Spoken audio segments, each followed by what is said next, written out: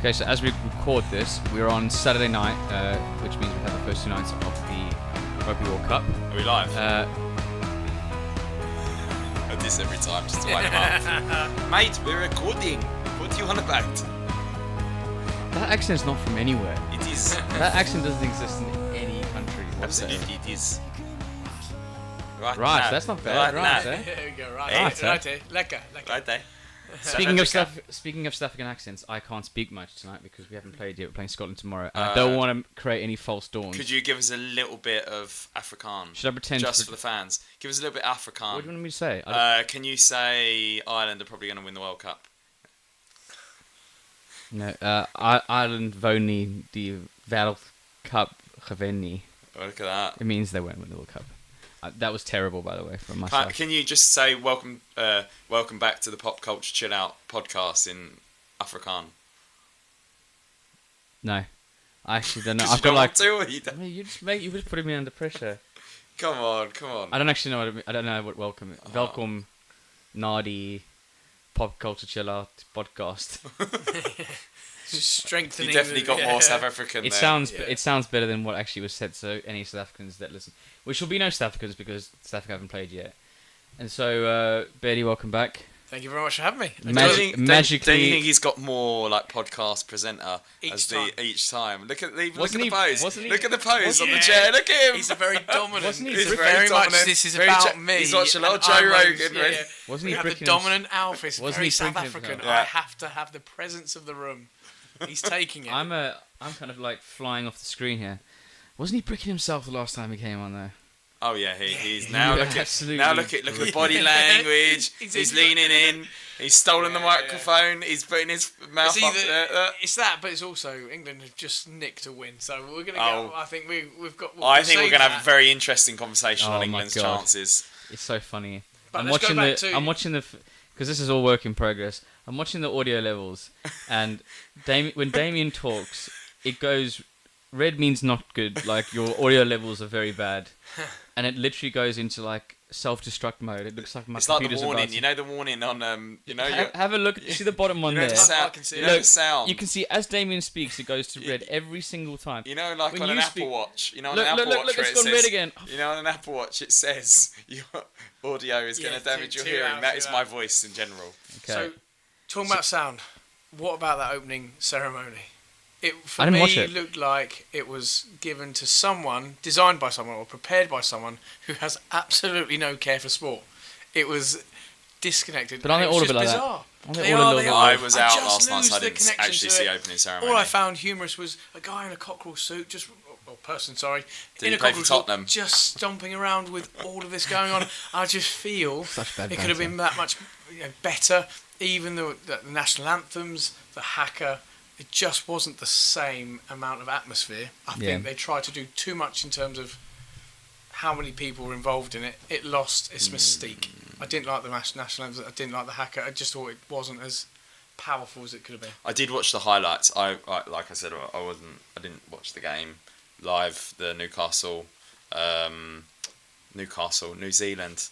It's late. We're recording this at like 10:30 at night. France game. The Newcastle-France game. The New Zealand-France game. I thought Kieran Trippier had a really good game. No, I watched the highlights, and the haka was not very intimidating, considering the New Zealand hackers of old. I just, though I'm saying this, I'd be terrified if 15, 6'5", 300-pound men were shouting at me. That would, Yeah, I think they were in comparison. The French and the South Africans previously have had this thing where there's been some argument whether there's been disrespect given to the haka, because when they do the haka, they would like either do something in response, or walk to the haka, and there was going to be this big thing. It's like, this stuff opening game of it's the opening game, and what they were going to do was they were going to do something like to counteract the. Nothing happened. Well, I remember England did that V once, didn't they? Yeah. I think it was World Cup. And I feel like it prepared us for the rest of the evening. To be honest, we were quite excited about the first game, what it had to offer. France being the kind of the Renaissance men of the attacking rugby that we've seen in the last couple of years, that kind of running rugby that has been forgone for quite a while, partly due to South Africa's really boring rugby in the last World Cup, along with Scotland, in my opinion. And there was none of that there, but the All Blacks were just so bad. Yeah. We went back in time to the kicking tennis game, and I think France just looked like they felt the nerves. I think they felt the pressure. Home crowd did not play anywhere near what they've been building up to play in the last 4 years. And they've been a very strong team. I do still think, though, of them. It's the World Cup, it's the knockout competition. You are going to go in, you're playing arguably the greatest rugby nation of all time. You're going into World Cup. I think there's going to be nerves, there's going to be expectations, and I wouldn't be surprised if, facing New Zealand in the first game, you're going to be cagey. And I think as the tournament goes on, you'll just see France will get more free flowing, and they're going to top the group now, aren't they, France? Yeah, I think you could have probably seen it, and it's probably a bad phrase, a bad term, but it's that dead rubber. It was as much as it was the first game. I think we all held high expectations. We held the idea that it could have been this just spectacle, but they're going to hold the guns. They're going to hold it back. Yeah. All the way. Keep the microphone away from me. I need to do a demo. I need to start shouting. But I think that it's a dead rubber, and I'm so both can be keen strong. On good audio that I'm freaking out, and I'm not even listening. Sorry. They're both going. Yeah, but how many times have we seen that though? The expectation for look at the Champions League. Not to just change the subject quickly, but to change the subject. But going on to football, the amount of I think the last 4 or 5 Champions League games have all been 1-0s. And it's that expectation. You always think you're going to have these 2 mega teams or 2, footballing greats or, and it always, bar like the World Cup final, Argentina-France, which was a fantastic final. You don't really see the 2 big teams always produce great matches. It's not always the case because I think there's such a fear of the opponent and so many tactical choices to ensure that the other team doesn't blow you away that you end up having these dead rubbers. I think, if I may just say, it's almost a point where I've just got off the top of my head, but we're looking at. Yeah, it's completely gone from the top of my head. That's why I'm so. That's why I'm so confident with. Oh my gosh. That's why I'm so confident with South Africa, though, because I think that's where they come apart from that, is that in the final of the World Cup against England, it was probably the most open that they'd played, and some of the best stuff that they'd played that wasn't just your cagey, the way in which last night was played. And I remember being quite nervous, and I remember, obviously living in England, everyone that was English being so confident that they were going to win because they'd done so well against a good New Zealand team at the time. But again, I think England went into their shell and South Africa came out on top in the end. And it's going to be the team that is going to be the braver on the day. And I think France, I don't feel like either team went for it. I don't feel like either team wanted to take too many risks. And at the end of the day, France I just think France are a stronger team than New Zealand. New Zealand are not the New Zealand of old, and I'm hoping to be proved to be wrong, because I think New Zealand are an amazing institute of world rugby in what they give for their land mass and for their population. And so it'd be a real disappointment for a culture of sport to maybe kind of be not brought to an end, but to be showing signs of fatigue and weakness there. No, I don't think... I've got my point. I've got it back. It is... He was basically thinking about that point the entire time I said that. No, I can see that the shift in New Zealand's, and then people go through cycles. Teams go through cycles. They go through cycles. New Zealand will go through a cycle. It's a prime example of outcome trumping performance. I think that's what we're going to. The expectation is this performance, all glitter and amazing rugby, but outcome, and it's a bit like rugby tonight, England tonight, which we've watched. We'll come on to that later, but outcome trumping performance, which is the side of an effective team going through tournament, football, rugby, whatever it's going to be. Just get the outcome. Performance you can critique to the hills and back, but did you win or did you not? Period. And that side, you said it today, is really important as well. Like the opposite side is really important, is the ability that when you're not playing on top of your game, that you can get through, that you can grind out results and get through games. I think with England tonight, they are, and we'll get to England, but I think it's important to note that with England tonight, that they were unable, they were never going to play amazing rugby tonight, but what they needed to do was get a win, and just chipping away at those 3 points, those drop kicks, those penalties, by being disciplined, apart from the first 2 minutes, really disrupted Argentina's ability to play the game, and also their ability to keep the ball made it so much easier for England to then gather momentum in some not like try scoring momentum. Should we just talk about England now while we're on the subject? We might as well. Sure. I only watched the show, so. I just think England's getting so already. I can sense it getting so overhyped. You beat probably a really poor Argentina side who couldn't put together more than 5 phases in the game. All right, and England, 27. It was kicks just because the discipline of Argentina was so poor. Don't get me wrong, England did well. They had 14 men, but let's not get ahead of ourselves. Like once England should now finish top of the group, but when they come up against, arguably a top 6 side, I think they'll get battered. I agree. I would say defensively, England were excellent tonight for the first time in a long time, and all bar that one little, accident. It was still dangerous, still a red card in my opinion. Yes, that happens. The rest of the game, defensively outstanding. Laws was excellent. Itoji's starting to get back on form. Ben Earl, I think he's a fantastic player. So defensively excellent, strategic sort of mastermind from forward there, unbelievable. Yeah, I think he came in. He came in. I think he did a fantastic job. I just think masterclass in England people need to not get ahead of themselves. Like they were great defensively. I mean, they were just very lucky that they played up against a very poor Argentina side who couldn't keep the ball. I think they lost their heads the minute that drop goal went over, because it changed the game. I think England's heads went up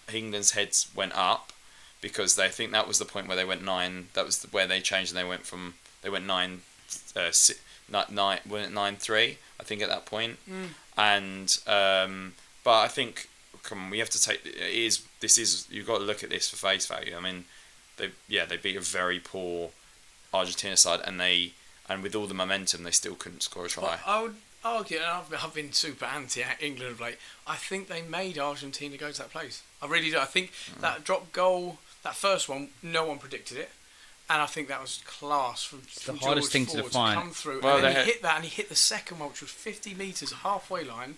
Straight away, it's changed the game. You get into our territory, you're kicking. But that shows you it's a mentality thing, and Argentina haven't got that same elite mentality that the top 6-7 sides have. And I think if England were playing bar Italy in the Six Nations, if they were playing, I still think they would have been beaten by, maybe not Wales, because Wales have been atrocious lately, but they would have lost to Ireland, France, or Scotland. I think the defence was strong. Yeah. It's more so the mindset and the change of dynamic. The dynamic changed because the defence, as they got into the half, you're not only defending the run, the pass, but also the penalty threats. You are defending a kick that you cannot defend, really. You can put pressure on, you can pressurise it, don't get me wrong. Yeah, but it's one kick. It wasn't, it was 3 of them. It was unbelievable. And so straight away you're there going bang, bang, bang. What is going on? What are you going to do? Yeah, but at that point they could have just, if Argentina had got their, stuff together. But I think we're actually right. They could have got a try, and they would have been back into it. You can't penalise Argentina because they're not in the Six Nations. Like they're in. I'm not saying they're in the Rugby Championship. But I'm not saying they're in the Six Nations. Africa, I'm saying New Zealand and Australia year on year, and I think that's what's helping them. And I think England are aware of that, and that means Argentina have needed over the course of the last 8 years to develop physically into the games and become a force physically in the game. I mean, they knocked Ireland out in the last World Cup, the World Cup before. But quarterfinals. It's different today, and I think what England were really good at doesn't necessarily, where I think you're right, Damien, is where I think England were good at doesn't necessarily make them a force for the future games. Absolutely, we still can't score. That's what I'm saying. I'm saying we're nowhere near scoring a try. We didn't even look like we wanted to score. Yeah, the England press, fans, everything, they need to calm down. But tactically, you beat a poor Argentina side. Yeah, but you can't. Well done. But that's the hard. This is the question we're trying to answer here.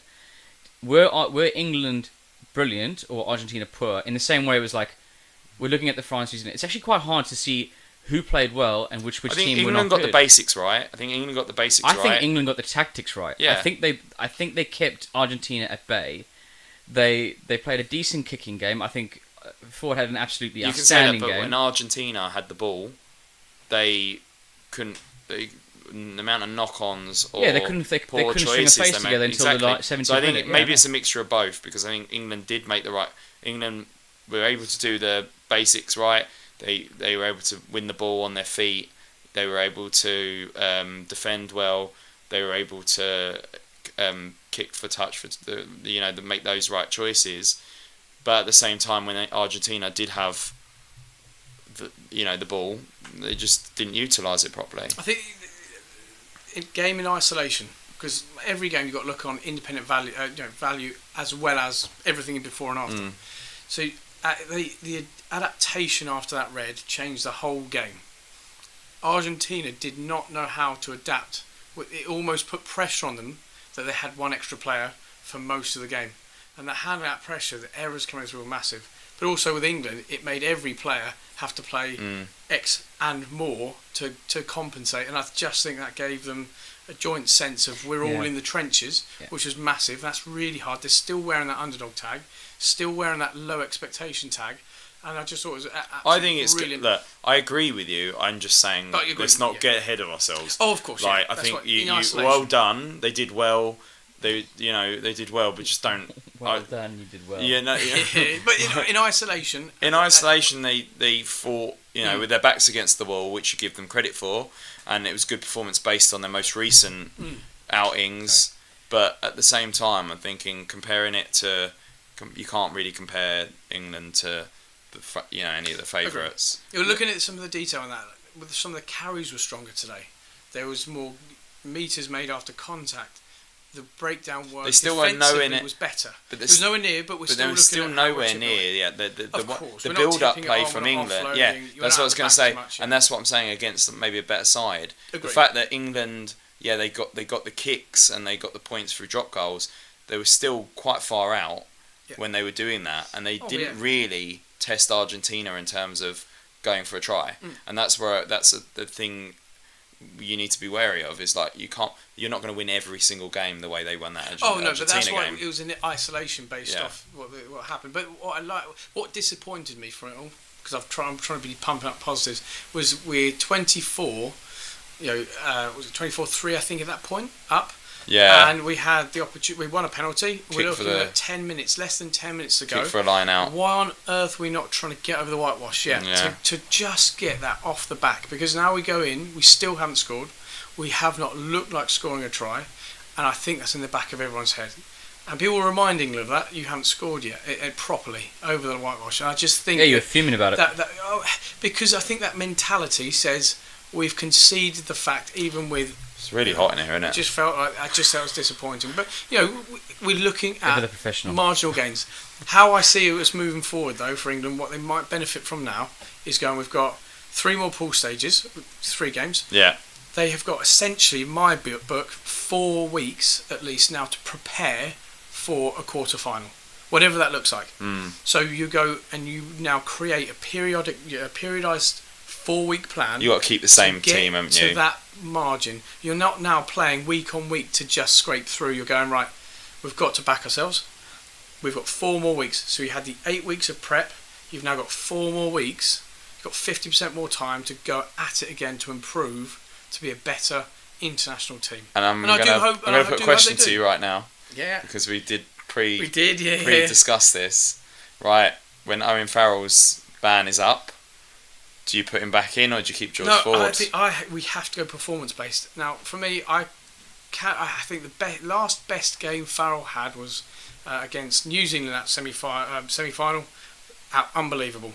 I cannot recall a game, and I've watched pretty much all of them, I can't remember where I went, wow, he is unbelievable. He is a very, very high performing club player. He's also got a team, whether it's salary cap, dodgy or not. That's just the setup. But you're a Quins fan by any chance? A little bit. Internationally, I can't remember the last unbelievable performance that he was exceptional and world class. He was just doing his job, and I just don't think he's actually performed. And I think that is why England have gone on a downturn. He's getting better at playing at the line, but he didn't before. He sat deep. Yeah. He was looking to kick. His percentage of kicking was far greater than his running and his passing, and I think that's a big factor in keeping us many years behind, and we're not moving forward with the times. Even Georgia today try to look to play wide, and yes, they look a bit schoolboy at times. Little lad, scrum cap on, smashing up, running fast up the wings, fumbling the ball just like an under 14, running himself into touch almost. They go, oh. But at least they're looking to get the ball wide, and you just think we're still not quite at that level. Even today, we had that break, didn't we, in their half? Oh, they went down the line, and Johnny, I think it was Johnny May.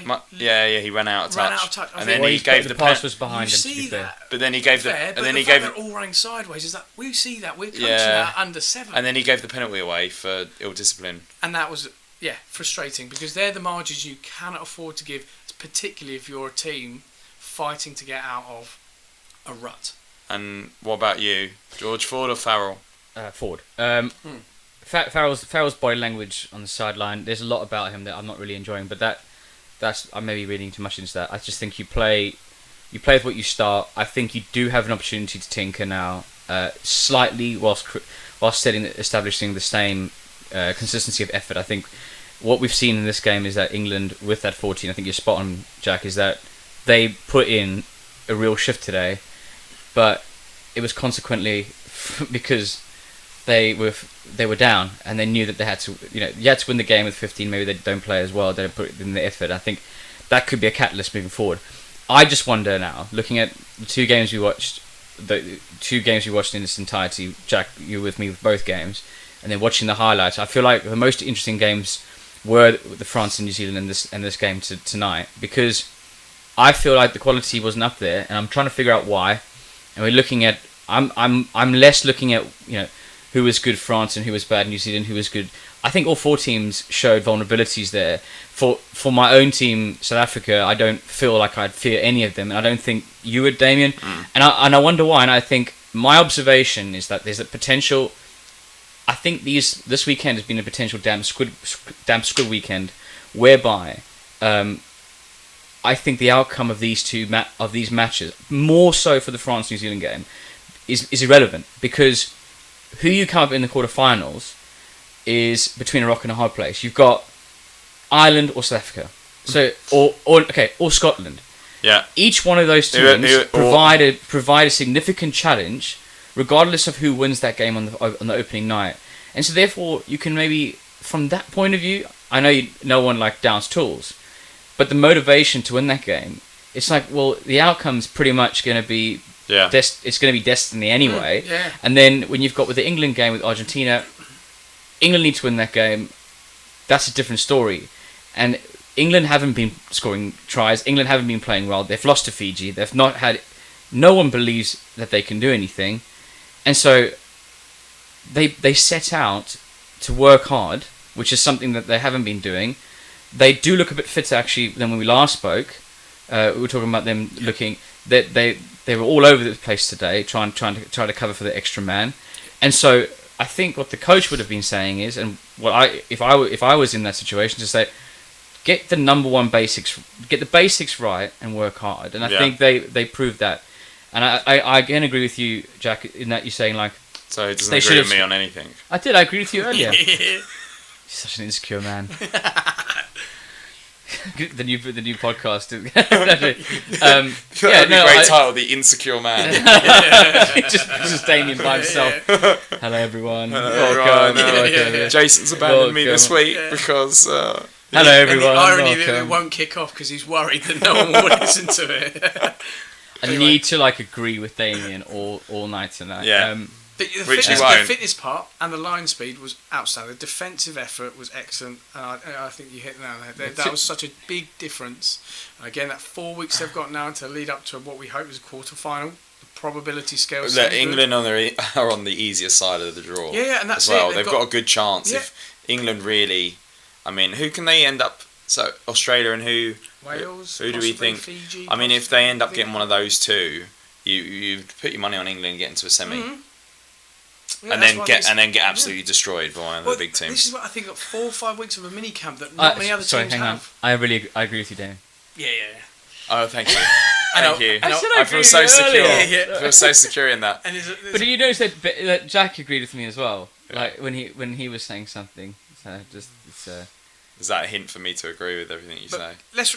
In rounding up in a way, we agree that England fans shouldn't get ahead of themselves. No, it's a game in isolation. That's England press with England press and England fans in every sport. Just got like one person, you have one good game and they're like, we're going to win the World Cup. You see that so many times. I'd be excited after tonight.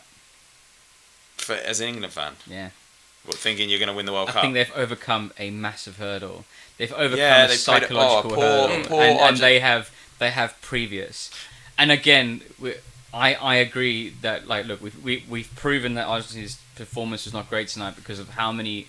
I would like to see how many errors they've made over the course of the game. But I actually thought the way South Africa bullied New Zealand in the warm ups, I feel like they bullied Argentina a bit today, and actually I thought Argentina would give them a physical going. So. If I'm an England supporter, you can see the fans in the crowd. They know their rugby. It's not no game. I completely agree with you. There you go. It's not a foregone conclusion that they're going to go and do well in the World Cup. It's such a big result because we were looking before the start of the game. We were saying, could they get through the groups? Yeah. I was taking the mick. In the last I think England. I think it's just a massive step. This has changed the dynamic. I think England will finish top now of the group. I think that was when we look back at our predictions when we were talking about the groups. We said England will, which I think is important because I think Wales and Australia are two teams in transition, and are beatable. One, I think the team that comes second will be the obviously. I'm kind of doing the Michael Owen of punditry over here. The one that comes second is the more beatable.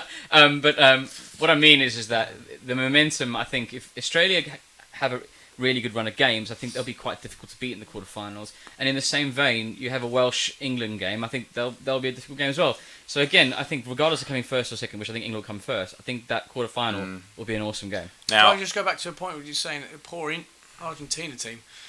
I think this game in particular, we've got to say, why were they poor? And I actually do credit England and their defence and their adaptability for making them poor. They're not a bad team. They're a really good team.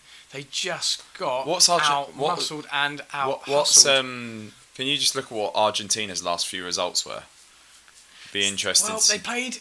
they had the rugby championship more recently. They beat New Zealand and they got smashed by New Zealand. They beat Australia. Yes, they're a good team. Oh, they got smashed by New Zealand. But they beat New Zealand as well. I only lost by a point as well. Yeah. To South Africa, so maybe... In fact, can you go on to the previous one? I think there was that... Their inclusion in the Rugby Championship has transformed them. Can you go on? So maybe we should give it... I believe... If I might... And please correct me... Otherwise, I mean, they got beat New Zealand. They lost to New Zealand. They lost. What was that? What was that? 53-7. They lost to Ireland. No, he's got the wrong time. But But we're saying that actually he's so. Decent run of game. He's so. Whenever I mention Ireland, he immediately swats it down, dismisses it. But they are. 80 points. I think we'll have to do. Well, let's talk about that. 80 points today. 83 Do we take anything from that particular? Is that 83 or 82? 82. Don't give yourself. No, don't give yourself 82 to 8. I think we need to do a live watch of Ireland South Africa together. Yeah, that would be fun. Because we'd have to wear our kits as well. Yeah. Can I just have to be full kit? This goes back to our pod. Full kit blums. I truly believe there'll be from the 3 teams in that pool. You'll have South Africa, you'll have Scotland, you have Ireland. I still feel that they're all going to win a game and lose a game against each other in a triangular way.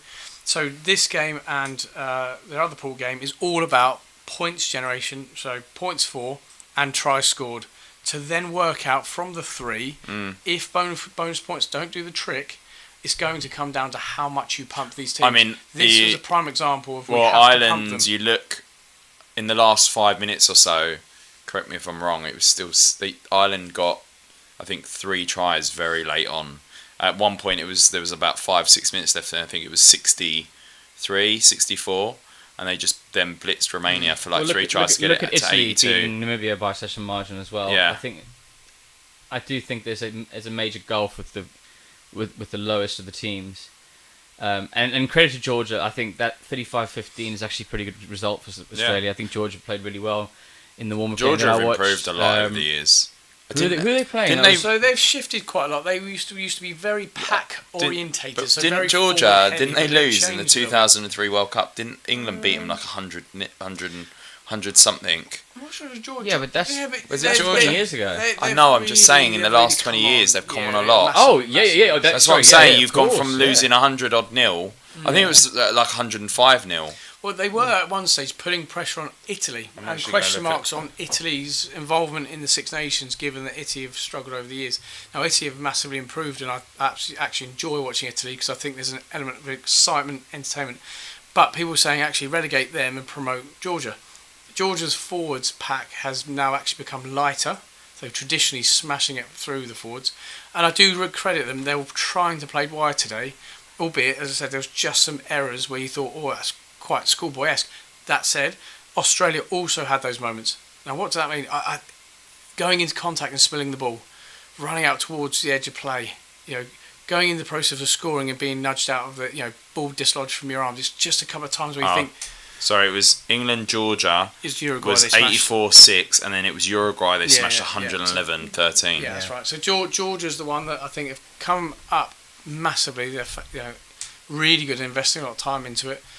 Australia, I still think they are quietly going about their business. Eddie Jones is taking the media away from the players, being silly, playing the game, making all sorts of comments, making all the media write about Eddie Jones, and no one's actually mentioning a player. Yeah. I like the way they're building a team around a young 10.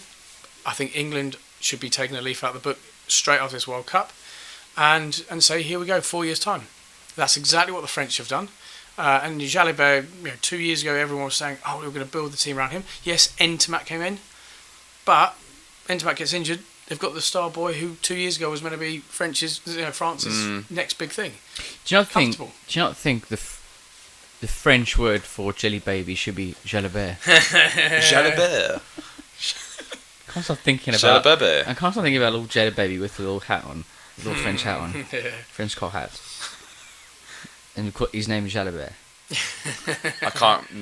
My brain has gone blank. I literally had the name of the hat in my head, and it's gone blank. Yeah, We look incredibly silly not knowing that. What's that? You'll know the hat. A beret. Beret. There we go. Beret. Beret. Oh. That's terrible. On our part. Right, let's talk about. We've done England now. Let's talk about Ireland. Johnny Sexton's back. 2 tries. He's so anti-Irish at the moment because we're in the same group. Aren't they? Getting him back. No, it's just. Can you get the scores? There's nothing. There is nothing to say about this game. There's nothing that we've learned in this game. I mean, the points difference. What have you learned from this? The points difference is 74. So, I think that's a record. It's like a 13th win on the bounce as well. I love how you got an easy little start there, haven't you? They've also but Tonga, Ireland. If you go back, I know it was Samoa we played. I mean, we don't need to watch the highlights. It's a podcast. You have to talk. So we talk over it. Yeah, it's a different approach. It's fine. For me, I think they are going off the method of building momentum. Bondi Aki was absolutely immense during this game. And I think that they've gone down the route of going, do you know what, I don't care who we're playing, we have to build. Because some teams try and get away cheaply and go, we're going to use this game to go and get our other players out. No, I think also you've got to remember Sexton. Best players go. Sexton also has just come back he had that ban, didn't he? So I think they need to get him Are you worried that they scored early? No, not really. From a kick? I think that was just a bit of neglect. But I personally don't really know. I don't really know much about the Irish team. Even though Ireland have arguably been the most consistent Six Nation team for the last 5-6 years. Okay, so easily, probably longer. Let me ask you. They've not won. Scotland's South African players is like Ireland's New Zealand players. So just bring in some really amazing, good players who are North. Bundyaki, you know. You take the 9, you take the wing, you take Bundyaki. Like before you know it, we're talking about Mac. You can't. As an England fan, you can't say that. Oh Look, for the last we've just got the rubbish 10 years. Yeah. Don't be. You've got all the Island nation players in your team, and they're probably past the course. Exactly. Go to your retirement home. Ireland came late to the party. They just know who to pick. Yeah. That's. But takeaway. I mean, you go back to the school level. Sexton. School level, college level. I mean, I don't. Sexton. You skipped it. He's complaining, but he slowed down when he put the ball down, so he ended up hurting himself. But Sexton. For our audio viewers, for our audio listeners, we are watching the game. Well, the highlights. Damien's describing the game that we're talking about. You know me, I love a description. He just went, "Oh, there's Sexton." No, listen, and you know what you were saying. We were talking about England before watching the game. When you had who came on, Carl Sinclair. No, the guy with the name's gone blank. The guy with the blonde mohawk. Oh, Joe Marler. Joe Marler, that's it. So you think England at that point are bringing Marler on, who's at the end of his career, and we were talking about whereas England's fresh players and so on. I know you probably need to bring experience on, but at that point in the game, England won it. That's where you need to start bringing on, new, fresh, young players to blood them in so they get experience of a World Cup game. And I think that's what Ireland have done so well over the last couple of years. Every Six Nation game and so on, you always look in the last 20 minutes or so. There are players that are coming up that I'd never heard of, but they're players that are, have been bled in for that the under-20s who they got to the World Cup final as well. The under-20s, they did the Grand Slam in the Six Nations. I think Ireland have now. I said this on the last episode, but Ireland have now got a really good production line of players that they're blood in because Sexton will be gone at the end of this World Cup. He's finished. And they've already started that process of there's at least 2 or 3 fly halves that can step in for him. But I definitely think that we've got a really good chance of doing well. I think Ireland just need to come over that mental barrier of it's a World Cup, never got past the quarterfinals, playing a big. Ireland have proven they've played all the Southern Hemisphere teams and they've beat them all. Like Ireland, you look at their record against South Africa, Australia and New Zealand, all the games that they've played them, they've won. So, and I mean, there was a point. They won well for a reason. Well, you have to win some exactly. games. And the thing is, you've got Ireland for at point 100 years or so they couldn't beat New Zealand, and I think they've beaten New Zealand three times now. Or they won the series in New Zealand. I think Ireland have now beaten them 4 or 5 times. In the last couple of years. Let me ask you a question then. Yeah. What? Do you want to say something? Yeah, I was going to say, scarily, I think Ireland are replicating almost the conveyor belt system that New Zealand were generating from school system up. Yeah. So the school system's very strong. Going into the colleges and universities very strong there, that then feed into 4 specific regions who then have layer on layer on layer on layer. And that is just conveyor belt material.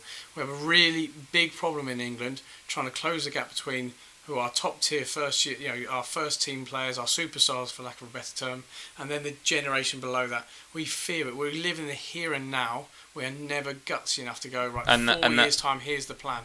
And that's the example Marler coming on. Yeah. But isn't that for the year after the World Cup? It's not for this year. They've had a very disruptive year. But even then, we've had 4 years since the final to do that and relayer that. These players haven't changed. And you look at how many players have been left behind. A lot of them are in their 4th World Cup. Adam Radwan, how is one of the fastest players in the world not been bred into that team to say, right, you weren't an international player. We're going to give you drip fed opportunities. Now you're an you don't become an international player overnight. No. You have to learn it. You have to. And that's what I'm saying is Ireland are being really good at incorporating these young players in these international games. So they're getting experience. They're getting experience of playing top teams. They're getting minutes under their belts, and they're learning about making the right decisions, because I think there is a difference between club rugby and international rugby, and unless you're getting those minutes for international rugby, you're not going to get the experience. So by the time you've got players like Johnny Sexton and so on, who's probably, you could argue, the best fly half in the world at the moment and has been for the last couple of years, you'll probably argue and say someone from South Africa. No, I think we've got a fly-off problem, but yeah. But it's actually going to play into my question to you, because I can sit here and listen to you talk all night about why Ireland can win the World Cup, because you're, and vice versa. I can talk all night, of course, right? So I feel like the more intriguing conversation here is why you're not going to win the World Cup. I can answer, I think I should give the same answer as well. For me, Ireland. The thing that I think Ireland could end up being the makers of their own downfall. I think the only way that Ireland could lose this is Ireland's own mentality and injuries. I think in terms of losing, I know we've got people to step in, but having that experience of Sexton for the big games. But I think you're saying that's an interesting one.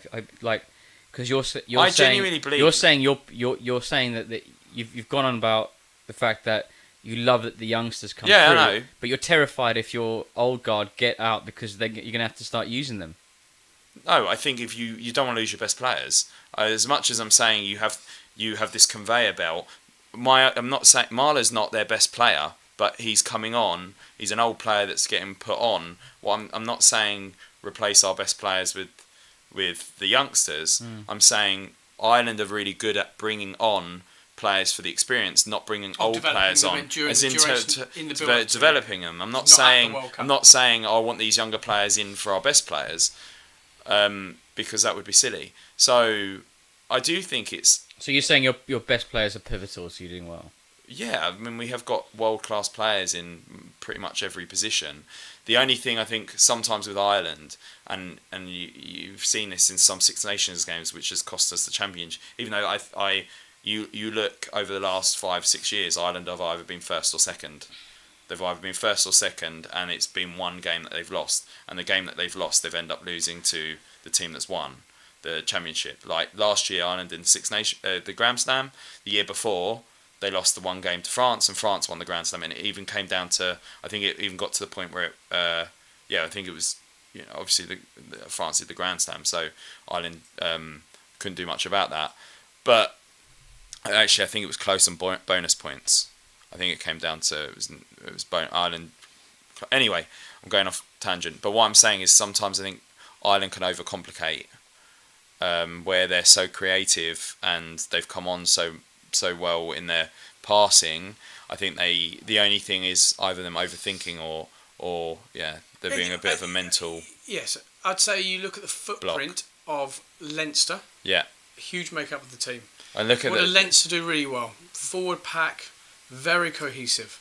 You cannot give any silly penalties away. No. So to beat Ireland, you have to have a very small penalty count. Yeah. Because you have a very good 10 and a very good pack who are going to go put you in the territory and then drill you. So and you also, have a small penalty count. You need to front up at the scrum. You need to have the ability to neutralise that big force. They have good backs. Don't get me wrong. They'll finish really, really well. But that is the core. What brings down Leinster? And that for me would be someone I'd like tap into. Now it's not Leinster, but there was I think that final game. Well, they lost. They lost the whole of Leinster pack. So really, if I was an analyst and if I'm someone who's really looking outside the box, I'd go, what brings that team down? And they are beatable. They are beatable. Well, Leinster got all the way to. They pretty much played went the whole season unbeaten last year. Yep. They lost in the final to Munster, and then they pretty much dominated in the European Cup, and they lost in the European Cup final as well. So they end up not winning anything. And even though they dominated for the whole season, they were fantastic, but then they lost. So as good as they are, I think that's what comes down to. Ireland, the thing that could cause Ireland's downfall would be either, I'm saying the mentality, but the wrong game plan. And I think that's the only thing that could really derail Ireland.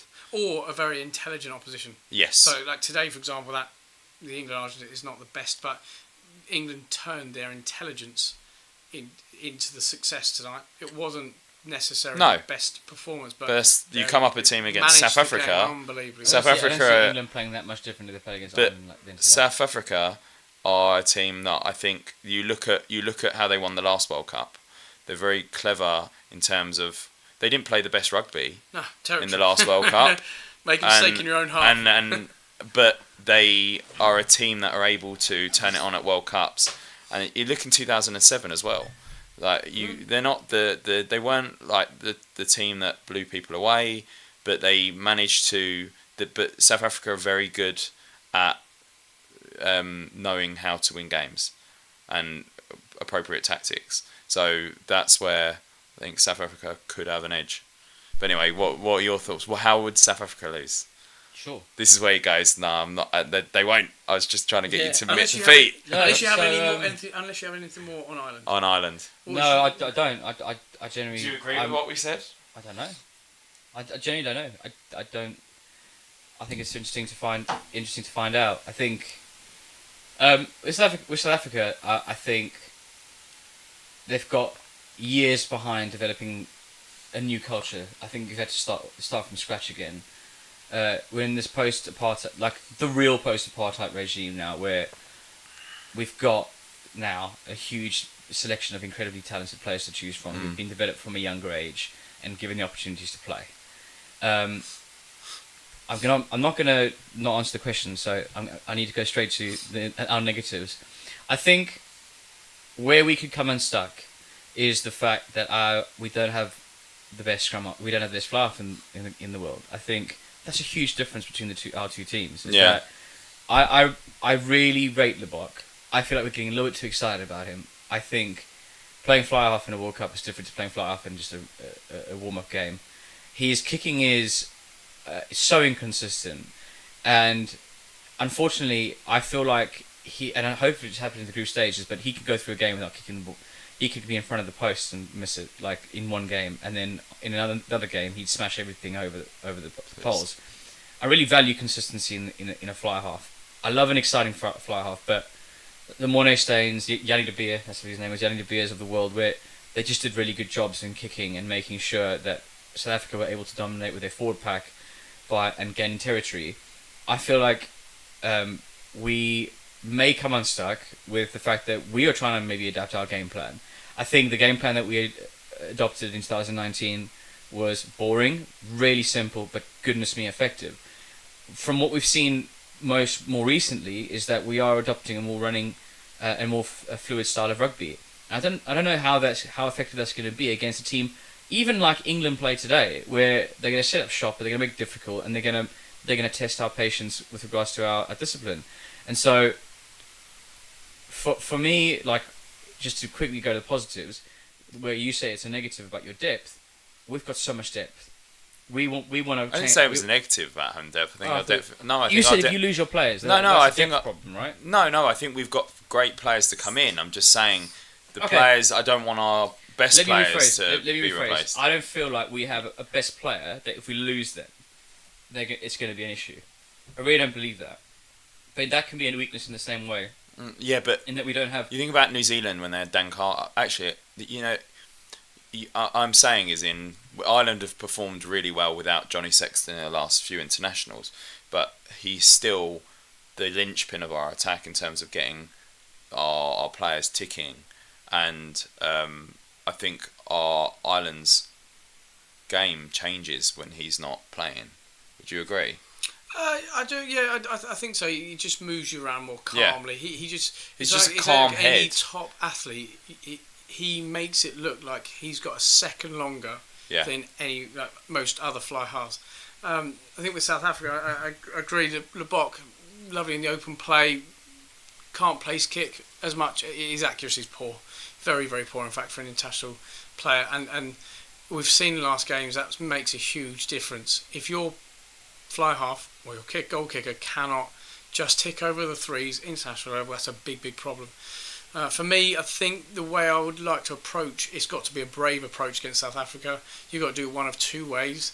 One is move that pack. Well, you've got to understand one pack is likely to replace a second, so you're going to have to force that issue earlier by moving them. How do you do that? You're going to have a very, very good, accurate, concise kicking game, or you're going to have to play loose and wide. And you've got to get the forwards that they put into the start of the game to clock up the most amount of miles in the shortest amount of time. To do that, the ball has to move. You play into South Africa's hands in playing a game that is pass, carry, because they don't really move. Yes, they'll absorb contact, and that is attritional.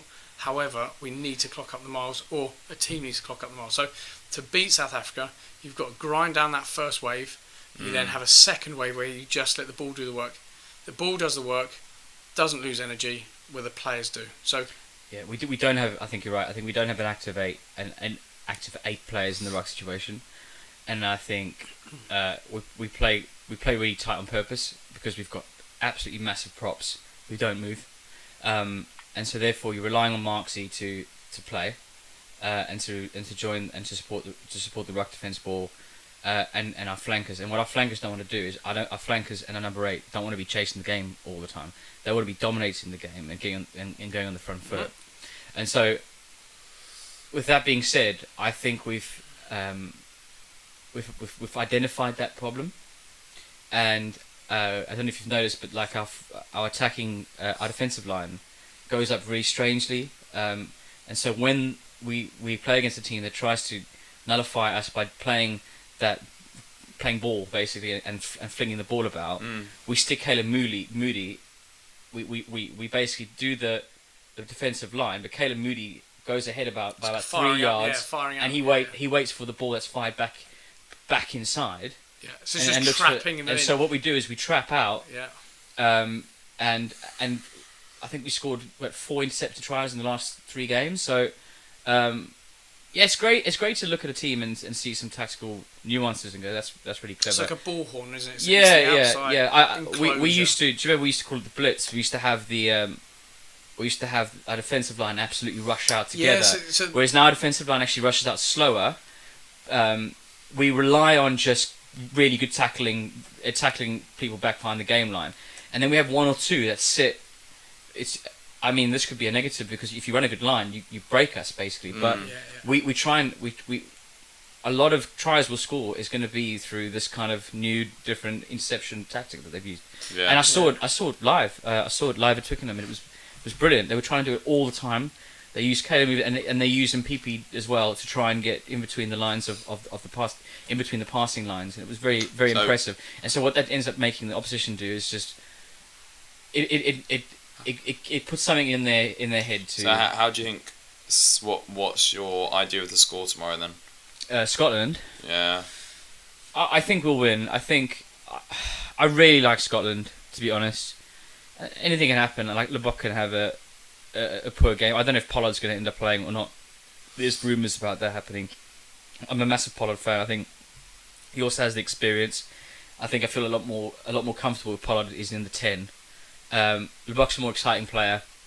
I think we'll see an exciting game tomorrow. I think, like I say, with the 2 games being damn squibs, in that they're both going to get, all 4 teams I think will get through. I think tomorrow's going to have a different edge to it. I think there's going to be an intensity whereby I feel like both teams feel like they need to win that game. Yeah, so I think it'll be a great. I think the Scotland game is going to be for Ireland and South Africa. I think the Scotland game will be the one that will decide. I agree. Who? I mean, it depends. It will I be. Again, by the way. I think the Scotland game will be whether both teams go through, and I think then the Ireland South Africa game will decide who's going through top. Yeah. Depending on. Well, I think if both. This is my Michael Owen moment. But if both teams beat Scotland, then the game that they're playing to each other will be the decider. Yeah. So, and it's just a shame that all three teams are in the same group because I think it's exciting. I said about 50 times. Scotland, I really do like Scotland. I think Scotland's come on so much. Is Gregor Townsend the coach? Yes, Townsend. Yeah. I think he's done such a good job as the coach of. I think he's done such a great job as the coach of. I think he's done such a great job as the coach of Scotland, and I think he's really reinvigorated that team because Scotland have always been that country that has so many false starts where they normally play really well for 1 or 2 games in the Six Nations and then just fall away. They normally do really well against one of I've never seen them be this good, to be honest. It's the best team I've seen. I mean, and it's been the first time in a long time where I think haven't they won 3 times on the bounce against England. They won the Calcutta Cup 3 times on the bounce. Yeah, last year, wasn't it? And also remember they gave France a run around. Yeah, they beat France in the pre-season. Pre-World Cup. That Six Nation game, you look at the score and you go, okay, fine, but goodness me, it was very close. Came back and dominated their second half. I do think Scotland's problem is that they can't play for 80 minutes in that fashion. I think if we can get really on top of them in the early phases. I think it all depends on how you perform on the wing, personally. And also, for them, it'll be it'll be the bench. The bench will be a big factor. Yeah. But look, I would say that Scotland. I agree with Jason. Probably one of the best teams you'll see over 40 minutes. Haven't got a second 40. I'd also say that anyone who's a neutral fan will, in both games, want Scotland. I think because I think they bring an energy and entertainment.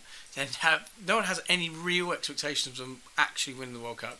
They are the best, as Jason said, best we've seen them in our generation. Because let's remember, Scotland were excellent before it all became professional as well. They've won many Calcutta Cups as well.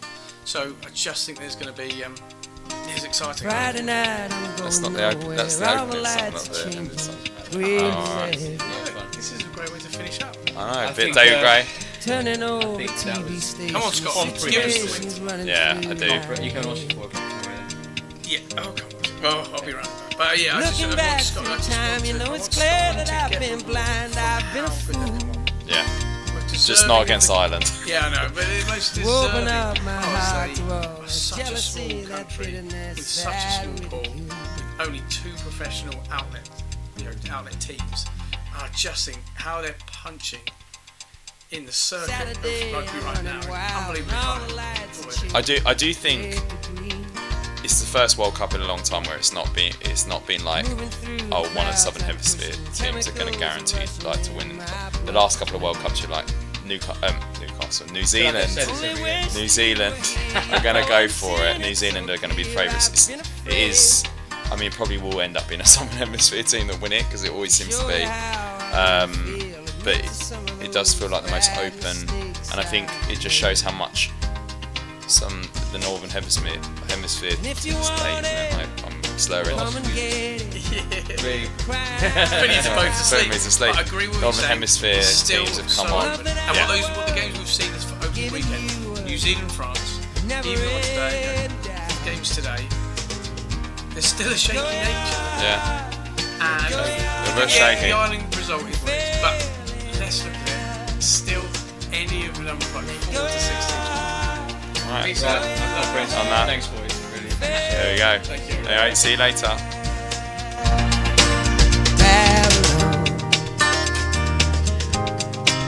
Babylon.